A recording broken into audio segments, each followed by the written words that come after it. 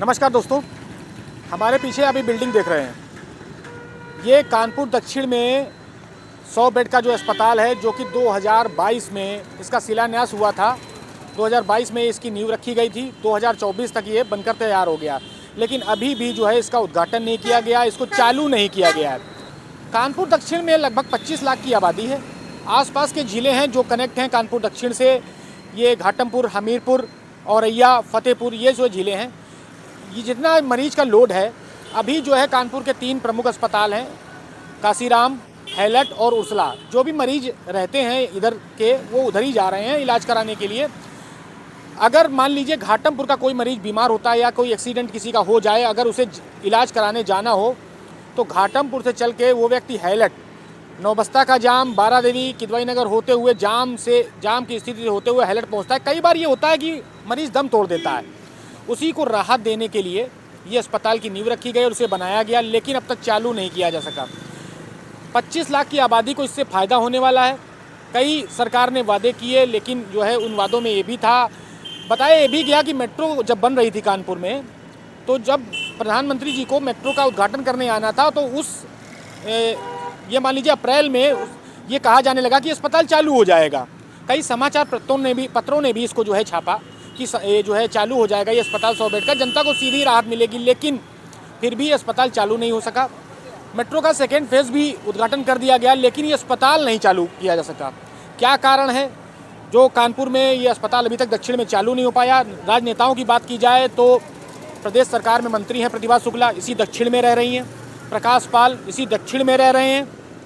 और ये आप ये मान लीजिए कई विधायक जो है इसी दक्षिण क्षेत्र से जुड़े हुए हैं, यहाँ रह रहे हैं। बगल में इसके ठीक कार्यालय है भारतीय जनता पार्टी का।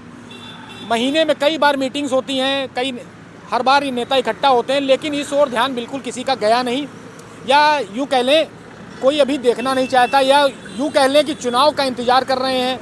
किस लिए नहीं चालू हो रहा है ये तो नहीं बताया जा सकता, लेकिन ये ज़रूर मानिए कि 100 बेड का अस्पताल बन के तैयार है, लेकिन प्रतीक्षा ही कर रहा है चालू होने की, कि कब ये चालू हो, कब सीधे जनता को जो है, ये जनता की चीज़ है, जनता के लिए बनाया गया था सरकार द्वारा, लेकिन अभी तक चालू नहीं किया गया है।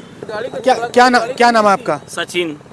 अस्पताल है, हाँ, ये लगभग बन के तैयार खड़ा है, लेकिन अभी चालू नहीं किया गया। अगर ये चालू हो जाता तो सीधे जनता को क्या फायदा होगा? आपको क्या फायदा होगा इससे? बहुत फायदा हो जाता सर।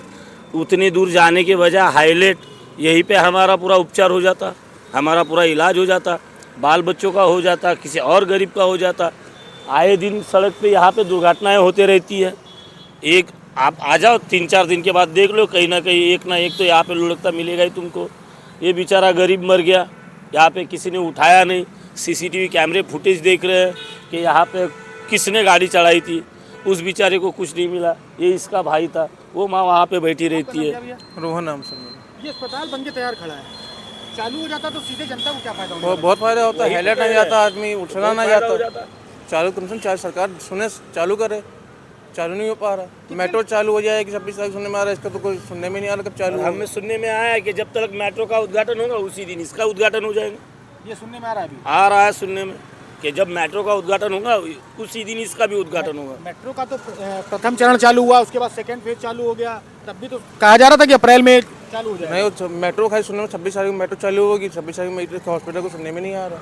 ना मशीनें तक तो आई नहीं अंदर, कुछ भी नहीं। आग लग गई थी यहाँ पे एक दिन, तो ना फायर ब्रिगेड, पानी तो देते नहीं वो लोग। यही पे है बोरवेल, पानी मांगो तो पानी नहीं देते।